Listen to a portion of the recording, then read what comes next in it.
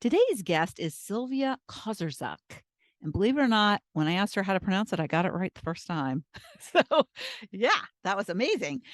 She hails from Canada. She's in Ontario, Canada.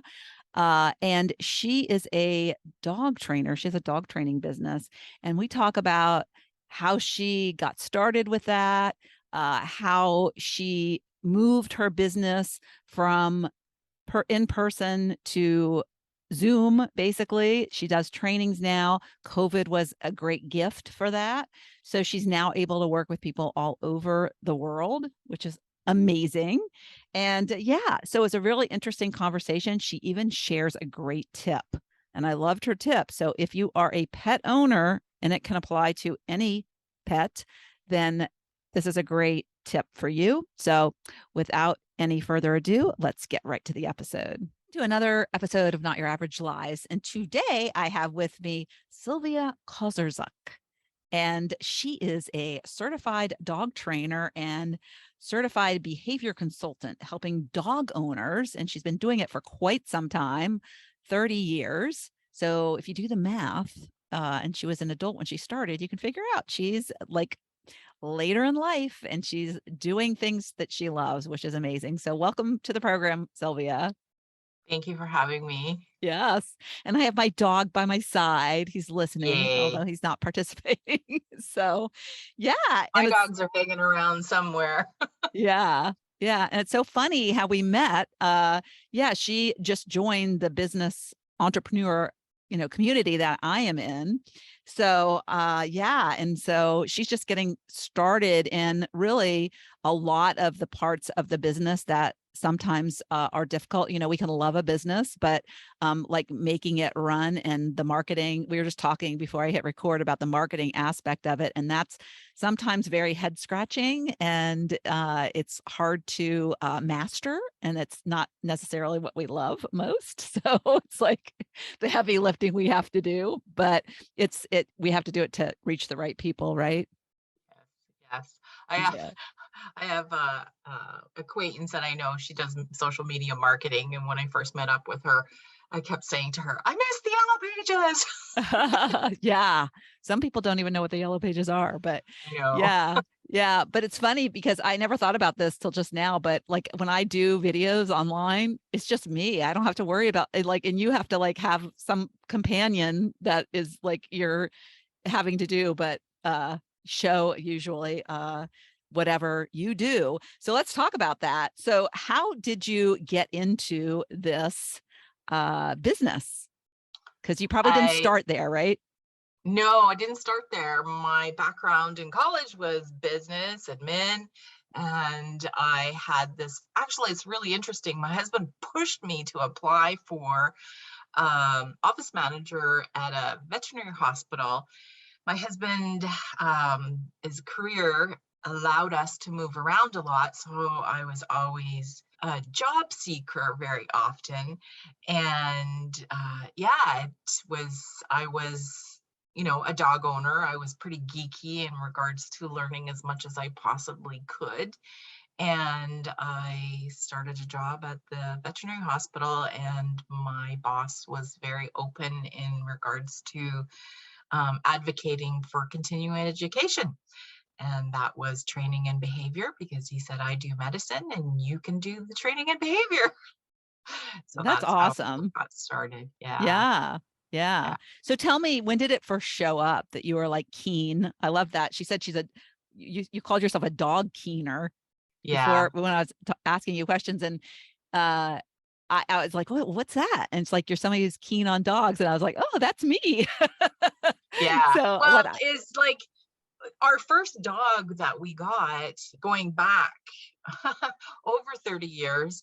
It was really interesting because back then there were no puppy classes. You could not take your dog to an obedience class, is what they were called back then, until they were 6 months old. So when we first got our dog, we were young adults, and I kept saying to my husband, I said, like, I don't understand, like, where does anybody learn how to train their dog and what they're supposed to do? And it's crazy. I think there was very few books to read, and there was the US has the same thing.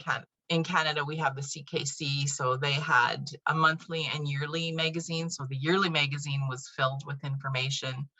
But yeah, so the veterinarian that we went to at the time had a connection with a lady who was doing some puppy training. You could go to her house and she would teach you the ropes. And she actually said to me, she says, "You're very natural at this." So she did always encourage me. And then when she learned, we kept in touch. And, when I started at the vet clinic, and she says, "Hey, I'll mentor you and show you what else that you need to learn." So That's cool. So yes, yeah. so Sylvia's in Canada.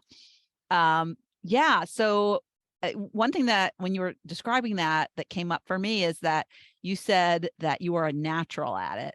And I just have to ask, do you think that the dogs sense that in you? I mean, there must be something inside your spirit that they sense she likes us. She knows, that's something inside of you that you loved, and then they respond to it. Do you think that's like too woo-woo, or do you believe in that kind of stuff? I do, and I think there's a lot of a lot to that, because even, working with dogs over the years, and I have volunteered in shelters and worked in shelters, and sometimes you get, some dogs that are afraid and they respond very differently. I would consider myself a calm person, Mm, and dogs definitely pick up on your energy. I mean, we do as beings too. If we're in the same room together, and if you're nervous, I'm going to pick up on that. So they absolutely do. They pick up on your body language. Yeah. So, I mean, they're absolutely, there's nothing woo woo about it. mm, They're smart. They can read us. They're so good at reading us. mm. They're better at reading human communication than we are reading our own communication. Oh, So, that's interesting. Yeah, I had a horse when I was younger, and it was so true with horses, because yeah. when people are fearful of horses and they get on them to ride them, then they really know that that person isn't comfortable. So yeah, so it makes total sense that dogs are like that too. Yeah. So yeah, so what have you learned in the past couple of years? Because you're in your 60s, you're 60, you just turned, actually you're Yes. a little bit younger than me, but yeah, so that's, you just entered a new decade, and you're moving your business. Well, you're still doing some in person, but COVID did this to a lot of people's businesses. It was kind of a positive result of COVID that you discovered this world of, oh my gosh, I can connect with people all over the world, really. Yes. So how has that like been a positive for you? How has that changed, and how is the connection that you're finding online different or the same or better than it was or is when you're working face to face? Yeah. I mean, people say, oh, there's nothing like face to face. And many of us in my industry, because we have educational conferences, and many trainers were saying, because those were not happening, they were happening online. And like everybody was saying, oh, we missed the connection. But what happened was, even me attending conferences, I'll get to my side of clients, but we we ended up at the same conferences. And because they were done on Zoom, there's quite a few people that, I've gotten to know because of that. Um, because of COVID, a lot of in-person stuff was, for a period of time, completely halted. And when some of our restrictions opened, we were pretty restricted up where we live. I could do in person, but I had a great opportunity to start doing virtual classes. It was a little clunky at first because it was all new. And I started to just become, I got my rhythm. I still am. And I have this whole tutorial bank that I that I have for my clients, putting together presentations. And it was really interesting because clients were starting to comment like, wow, I really like this. And I can concentrate on, what you're telling us, what you're teaching us. And I don't have to worry about, because there's always, another component. It's not just the owner, there's the animal, but really, I don't train dog. I mean, yes, I can train dogs, Right. but Yeah. I'm teaching owners. Right. And I started getting lots of feedback that from owners that they really enjoyed that. They loved the connection. So I work with a breeder, so she wanted me to start. Actually, that's how it first got started. She wanted me to start doing puppy classes virtually for her puppies that were going, because she felt it was really important, and does feel that it's important for owners to get the first start. And then I did end up in a co-op group where we started developing video tutorials, for the teen phase. And so was this before COVID or was it It was during during COVID. COVID? Okay, I was going to say that was kind of like a path that really set you up well. And I Yeah. love that a breeder is doing that for their clients. That Yes. how awesome is that? It is awesome, and I think it's important. And she doesn't mandate it, but although sometimes I think she should, but that's her business. Yeah. And Well, you can't force somebody to, do no, that, but no. yeah. Yeah. And plus, she Eh, was, a positive trainer, behavior consultant. So I do have that extra knowledge than say, just a normal trainer has. Started getting calls for behavior issues, and because we couldn't go to owners' homes, I said I can help you virtually. Some owners still struggle with that. Started getting calls from people out of the area, the next city, where there's nobody with my qualifications in regards to behavior, and started to realize that I can help owners. I have the experience, and a lot of people say that, oh, you need to see my dog, you need to see them do this. And it's like, well, no, because I've been doing this for such a long time. I've seen it all. yeah. And There's really, patterns of, yeah, they're very yeah, similar there's and yeah. patterns and trends, and I take a lot of history, and they can send me videos. I mean, I never ask owners to place their dog in a situation where they're feeling, emotions that are yucky, but just, day-to-day videos. And I can, I can see the trends. I can, I've, like I say, because I've been doing this so long, and many veterinary behaviorists, even during COVID, I mean, they were seeing owners virtually and, gathering information. And it's no different in human psychology, is it's history taking, right? Mm.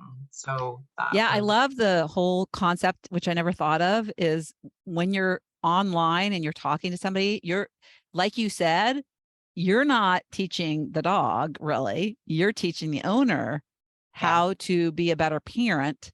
And when you're not in person, it removes that. I think there would be a tendency to have you be a crutch. Like I need Sylvia. I need Sylvia. And I love that it sounds like your goal is to have your clients not need you, to have them be, free of having somebody have to parent for them, you know? yeah, yeah. And Yeah. even, when I'm working, because I mean, I do work with puppies, and I mean, teens can be often a struggle. And if I'm working with owners, in person, like it's almost like they expect me to just take their dog and do stuff. I try really hard not to. I'm always looking at the learner in front of me, whether it's human or dog, because that is, no two people are the same, and no two dogs are the same. And, if I need to, I will demo very quickly, but I hand it over. Yeah. I That's great. I push the owner to start working on this. I don't want the dog to gravitate towards me, because that is what happens. Often, owners will say, oh, well, he listens to you because you're giving them cookies, and it's like, no, that's not the science. It's reinforcement. I'm coming in clean. I have no history with the dog, so I come in clean with my communication as well. Ah, good point. But like I say, yeah, so So they have my a history of communication is communication. very, very, Yeah. So I guess what I'm hearing is that they have this history with this dog. that's right. And It's your yeah, dog. You yeah, have your relationship, right? yeah. It's like you have a relationship. Your dog knows you. Your dog knows which buttons to push. It's like they know what works, what doesn't work. And because I come in and I'm not mean. I mean, I reinforce, but I also, step back if they're not wanting, they're doing something that's not good. I had a client the other day, and she's actually older, owner, and not her first dog, but the first dog she's actually doing training with, which was interesting. And the dog's a teen, so teen dogs are very similar to teen humans, and the dog was trying to, it has, it likes to paw and likes to nibble a little bit to try and get you to do something. And I just stepped back and was like, you can see this bubble above the dog's head, like, this isn't working. and You're and then like Super finally, Nanny. Have you ever seen the show and Super Nanny? She yeah, and comes it's in, she's like, like standing with her arms crossed, watching no, the and I parent. didn't do that. All I did was, when he pawed me, I just took a step back. Which, I mean, everybody understands when you move away, everybody understands that communication. I think that's pretty general across all mammals. And so what And does he's that like, mean? Just so in case some of us are dense, that means I don't want to participate in yeah, this? we pretty Yeah, much move away from things that we don't like, right? right. And yeah, and then he goes, okay, what if I sit? It's like, and the arm's going, and I said, and she goes, okay. Wow. We were actually trying to work on another exercise, but in the meantime, he tried, to fool around with some other things, but it's funny. I just had this huge aha. And what I realized is that, I mean, you're basically doing the same thing that I do. You're doing the same thing that weight loss coaches do, because what happens is people come to you about their dog. People come to weight loss coaches about losing weight. People come to me because maybe they're having problems with a spouse or somebody that's causing their life to be hell, just put it that way. But it's about what's going on with them. It's like getting them to realize that their behavior and maybe their thoughts are really part of the problem there. And so it's not necessarily, I mean, you are teaching the dog, but there's a lot you're doing for that client.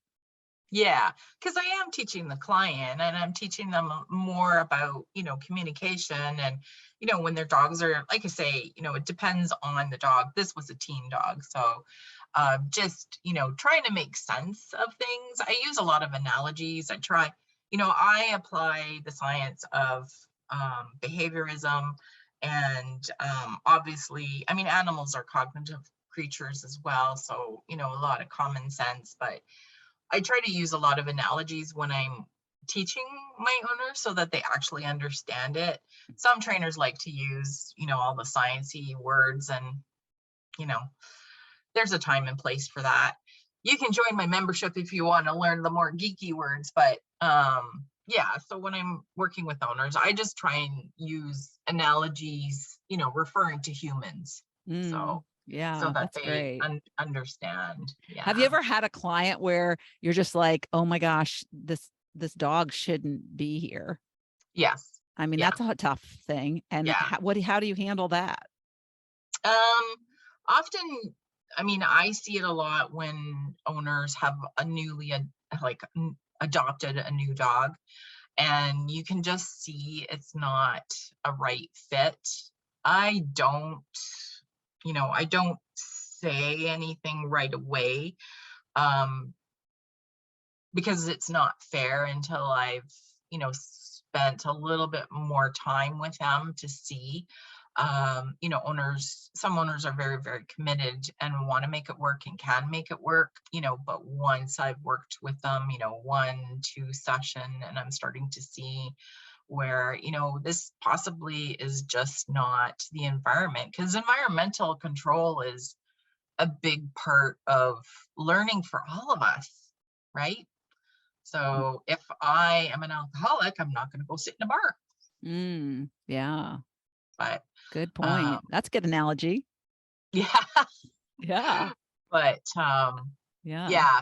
So I do. It does happen. Yeah. Yeah. I love that you give the time and space to like observe and to see if it can be fixed, and then go on from there. And yeah, I think that's Owners, great. yeah, and owners often come to their own realization as Hmm. well. Yeah. Yeah. So, So, and there's some medical side to it too. Sometimes when I've taken history, I'm not a veterinarian, but just all my learning, I learned from behavior vets, and because you do need to look at different things. So sometimes I hear just in the history that there's possibly pain going on. So I have to push people towards going to their veterinarian yeah. to So is it fit? examine You that. mean pain in terms of needing medical help, or pain, emotional Yeah. pain of, yeah. Pain, there's emotional pain and there's physical pain, and pain and behavior are closely connected, as it is with us. So Hmm. Yeah. um How can a vet help with emotional pain for a dog? Just drugs or? yeah, so if the dog truly needs medication, then that's where they help. Unfortunately, we have no veterinary behaviorists here, but they can go to their vet if there's like, I sometimes help out rescues. Just for an example, one of the greyhound rescues, she messaged me and she said, I need your help there. I've got this dog. And she started describing all these behaviors. And I said, you need to get the dog on medication. I said, go Mm, to your vet. I can't tell you what, but the thing is that, this dog was in constant anxiety mode. And that's welfare. yeah. And not And then, adoptable, or if well, yeah, adopted, then would be returned, right? yeah, and you need to get the dog's brain to a point where you can, teach it to start coping. And yeah, because when it's no different than us, but when an animal is stressed, the learning is not going to happen. It Yeah. interferes in the brain. Yeah. Uh, I bet. and I yeah. bet. Yeah. So what is a simple tip that you can give the listeners that would help them? Anybody who has a dog, but you said you do all kinds of animals, so maybe it can be across species. But yeah, you said you've worked with others. The list was long. I wrote down pigs, ponies, donkeys, and then you talked about a turkey and other things. Lemur, I think you see said lemur. So I was like, wow, that's quite a list. But yeah, so what is something common among an animal that is super easy to fix or explain, or to have somebody just practice something with? Um, I'll give the tip. That's really easy. It's an easy hack. I mean, most of normal pet owners usually talk about leash pulling, recall stuff. So that takes more than one tip. But one tip that's awesome, and actually I just talked about it I have a training and behavior community that anybody can join, and I do weekly chats. And the tip that I gave, it's a easy hack. It's called capturing behavior. So it is a term that's in the psychology book, but essentially if your dog is doing something that you want them to repeat, you don't necessarily have to always ask your dog to do something, but say, you're walking them on a leash or a long line, and they turn their head and they check in with you. You can reinforce that. So that's called capturing. You have a young dog that's still learning to calm down. Say they're lying down and they're being calm. Well, that's a behavior that I want my dog to repeat inside the house. So I can just walk up to it and I can drop a couple of pieces of treats or kibble. I always suggest using the dog's daily calories for training. Your dog walks up to you without you asking. You can reinforce that because that's already a little piece of a recall. They're walking up to you and they're in proximity to you, so the more you do that, the more they're going to offer that behavior. So it's so easy, and it's something that I see a lot of pet owners don't do. And it's so easy. Yeah, It's because so so we do easy. that with our kids too. It's like the negative behavior gets the attention, not the positive. Right, So I love right. that. That's so great. And you think about the Pavlov's dog, the bell, Yes, and it yes, rang, and they learned that that meant, I think, food was coming in that case. But yes. so then the bell is a good sound, and it's kind of the same way. You think, it's just so simple. And that's what's so crazy about it. It is easy. Yeah. So yeah, Yeah. yeah. That aspect. Yeah.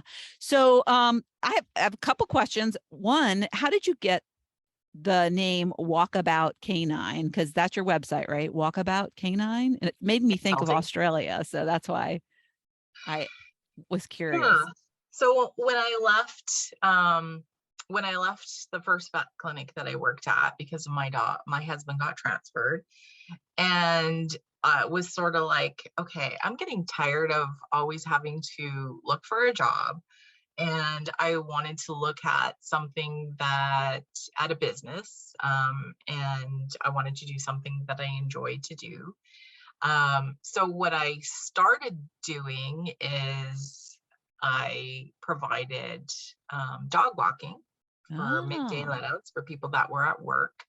I started doing some pet sitting, and because that was a service that could bring me clients fairly quickly, and then adding on. So that's where the walkabout came from, right? Because I was doing that. And as I transitioned over the years and didn't provide that service anymore, I didn't do the dog walking or anything. I did still do, I would board dogs in my home, but so I changed it to Walkabout Canine Consulting because that's, the primary focus of my business. yeah. That's great. That's awesome. So, and the other question is, I love to ask about your path, right? How you ended up getting to where you are. And it sounds like, you had the love for dogs, you're keen on dogs, you got this vet. But going back to like your early childhood, did you have dogs? Did you have pets at No, all? my parents didn't. M- Although we always wanted a dog, and my mom says, "Well, I'm kind of busy for a dog and kids." So there were neighborhood dogs. My parents had a cottage, so anybody at the cottage who had a dog, I'd be like, "Can I walk your dog?" And then, of course, there was always family and friends who had dogs. So I mean, I was attracted to them, and as most children are Yeah. attracted. Yeah. So, That's awesome. yeah, Yeah, I yeah. had a thing for dogs, animals, of course, but dogs. I would the strays would come, and I would attract the strays, and then I would be so sad when we'd find who they belong to. And then the other thing is my parents uh would let their dogs get pregnant. So some were accidents, some were planned, but I loved the puppies, and usually we got to keep a puppy. So at one time, I think we had 3 or 4 dogs, but Oh, and so I would train them. I didn't know what I was doing, but I just was patient, and I did the food reward thing, and I just repeated it over and over and over. And dang it, if they didn't like sit after and then they would do it really quick too. Couldn't believe it. It was like after like 7 tries or 8 yep, tries, and they'd like start sitting. It was so yep, easy. So I yeah. had so much I was, fun doing that as a child. So I think I would have wow, really liked your job. yeah. I was actually horse crazy. That was the first thing. Because there was a ranch. There was a couple of ranches where my parents had the cottage, and my sibling was 10 years older than me. So he used to go horseback riding a lot. So of course, when my dad would take them, and I'd go and I'd get the smell of the horses, and I started to Oh, see the horses, and I want to go on a horse, and they wouldn't let me on the horse because I was too small, and it was like, yeah, it was a whole thing. I So love the I smell. was a little horse crazy for a while. I actually did Yeah. have a couple of horses as well. Yeah. The smell, I love the smell of the barn and all that. Yeah, it's Yeah. still, yeah. All right. So as we wrap up, I always like to ask people what how they exemplify living a not your average life. Wow. Uh, yeah, it's, you know, the last couple of years, and I guess COVID facilitated this of making a shift. When we initially moved here, this was our final move. I did not think I was going to be doing this anymore, but I love what I do. So I thought, okay.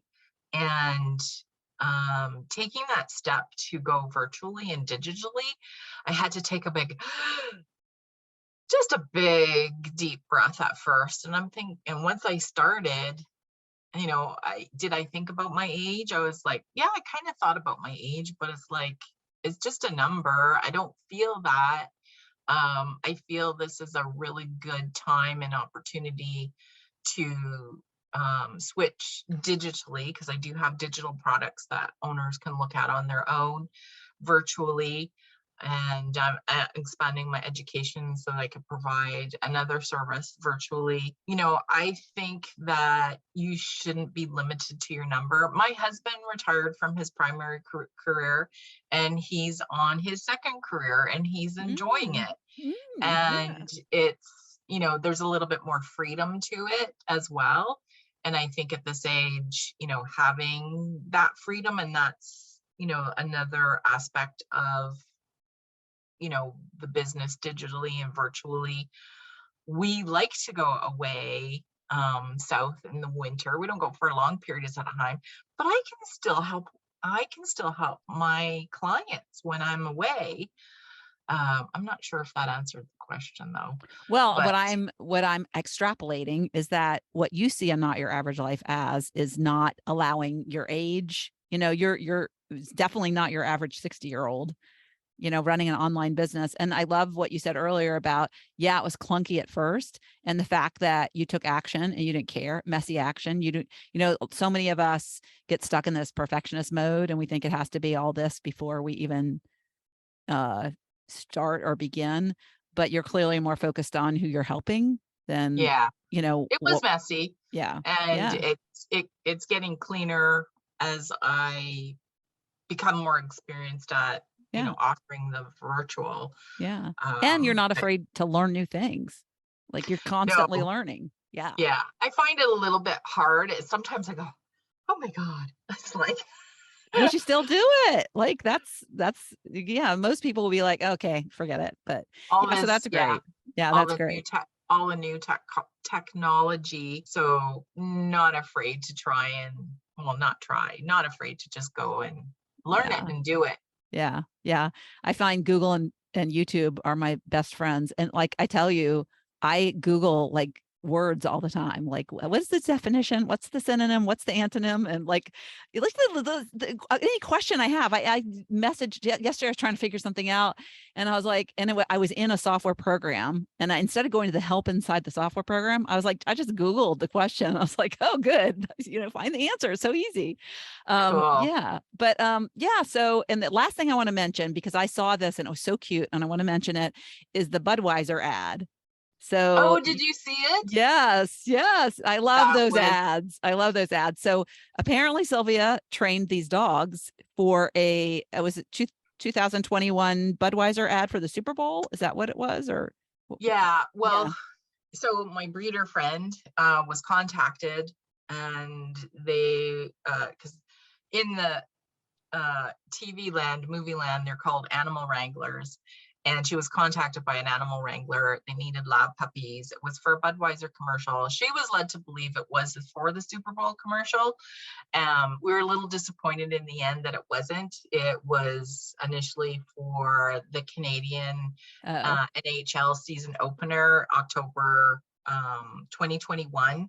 They did And we happened to be in the States when Super Bowl was on. So I was like secretly hoping it came on, but they did play it in Canada during the pregame show. So I think it was Super Bowl worthy.